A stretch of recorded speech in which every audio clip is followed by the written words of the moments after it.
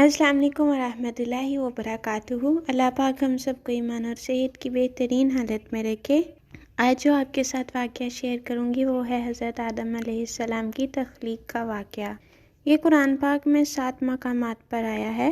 سب سے زیادہ تفسیر کے ساتھ سورۃ الاعراف میں آیا ہے۔ جب اللہ نے فرشتوں سے کہا کہ میں زمین میں اپنا ایک خلیفہ بنا کر بھیجنے والا ہوں، تو اس پر فرشتے کہنے لگے کیا آپ اس کو بنانے لگے ہیں جو زمین میں فساد کرے اور خون بہائے گا، اور ہم آپ کی تسبیح اور پاکی بیان کرتے ہیں۔ اس پر اللہ نے فرمایا بے شک میں وہ جانتا ہوں جو تم نہیں جانتے۔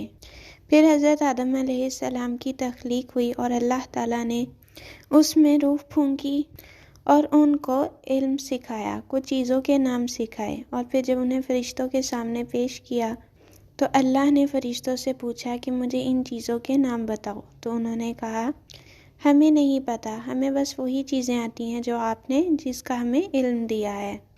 تو اللہ تعالیٰ نے وہی سوال حضرت آدم علیہ السلام سے پوچھا، تو حضرت آدم علیہ السلام نے جو ہے ان چیزوں کے نام بتا دیے۔ پھر اللہ تعالیٰ نے فرشتوں کو فرمایا کیا میں نے تمہیں نہیں کہا تھا کہ جو میں جانتا ہوں وہ تم نہیں جانتے؟ اور پھر حضرت آدم علیہ السلام کو سجدہ کرنے کا حکم دیا فرشتوں کو، تو سب کے سب جو فرشتے تھے انہوں نے انہیں سجدہ کیا سوائے ابلیس کے۔ ابلیس جو ہے وہ جن تھا اور وہ اللہ تعالیٰ کی بہت عبادت کیا کرتا تھا، اس لیے اللہ تعالیٰ نے اس کو اپنے ساتھ 7ویں آسمان پہ فرشتوں کے پاس بلا لیا تھا، لیکن اس نے سجدے سے انکار کیا، غرور کیا اور تکبر کیا، کہنے لگا کہ میں آگ کا بنا ہوں، کیا میں مٹی کو سجدہ کروں؟ پھر اس غرور و تکبر کی وجہ سے اللہ تعالیٰ نے اسے کہا کہ تم یہاں سے نکل جاؤ۔ ابلیس نے کہا کہ اے اللہ مجھے مہلت دے قیامت تک کہ میں تیرے نیک بندوں کو، تیرے بندوں کو بھٹکا سکوں، کیونکہ وہ عبادت اتنی کرتا تھا، اس کی عبادت کے صلے میں اللہ تعالیٰ نے اس کو قیامت تک مہلت دے دی ہے کہ وہ لوگوں کو بھٹکا سکے۔ حضرت آدم علیہ السلام اور حوا علیہ السلام کو اللہ تعالیٰ نے جنت میں داخل کیا اور کہا کہ یہاں سے جہاں سے چاہو کھاؤ پیو، لیکن ایک درخت سے منع کیا کہ اس درخت کے پاس نہیں آنا۔ پھر شیطان جو ہے ان کے دل میں وسوسے ڈالنے لگا کہ اس درخت کا پھل کھا لو، کہنے لگا کہ اللہ نے تمہیں اس لیے روکا ہے کہ کہیں تم فرشتے نہ بن جاؤ اور ہمیشہ رہنے والے نہ بن جاؤ۔ جب حضرت آدم علیہ السلام نے اس سے انکار کیا تو پھر قسم کھا کے کہنے لگا میں تمہارا خیر خواہ ہوں۔ اس پر حضرت آدم علیہ السلام اور حوا علیہ السلام نے جو ہے اس درخت کا پھل کھا لیا، اور وہ پھل کھاتے ہی ان کا لباس اتر گیا، کیونکہ حیا اللہ تعالیٰ نے انسان کی فطرت میں رکھی ہے، تو وہ فوراً جنت کے پردے اپنے اوپر چپکانے لگے، اپنا جسم ڈھانپنے لگے۔ وہاں پر پھر اللہ تعالیٰ نے ان کو پکارا کہ میں نے کیا منع نہیں کیا تھا کہ اس درخت کے پاس نہ جانا، اور حکم دیا کہ اب تم جنت سے نکل کر زمین پر چلے جاؤ۔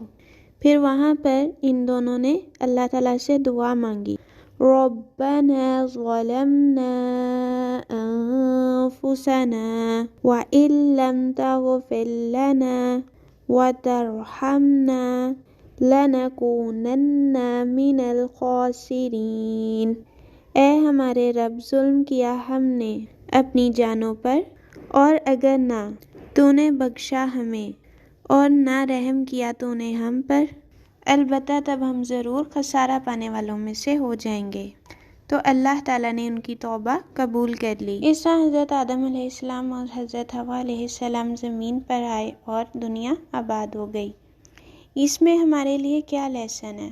سب سے پہلے یہ کہ جو اللہ تعالیٰ ہمیں اپنی نعمتیں دیتے ہیں، کوئی مقام دیتے ہیں، عزت دیتے ہیں، اس پر تکبر نہیں کرنا چاہیے، غرور نہیں کرنا چاہیے، کیونکہ جس نے دیا ہے وہ لینے پہ بھی قادر ہے۔ دوسرا یہ کہ اللہ جس چیز سے روکے اس سے رک جانا چاہیے، جس کا حکم دے وہ کرنا چاہیے۔ تیسری بات، جب بھی گناہ ہو جائے، چاہے بڑا ہو چھوٹا ہو، اس پر اکڑنا نہیں چاہیے بلکہ توبہ کر لینی چاہیے۔ بے شک اللہ تعالیٰ بہت بخشنے والا اور نہایت رحم کرنے والا ہے۔ اللہ پاک ہم سب کے کبیرہ صغیرہ گناہوں کو معاف فرمائے۔ السلام علیکم ورحمۃ اللہ وبرکاتہ۔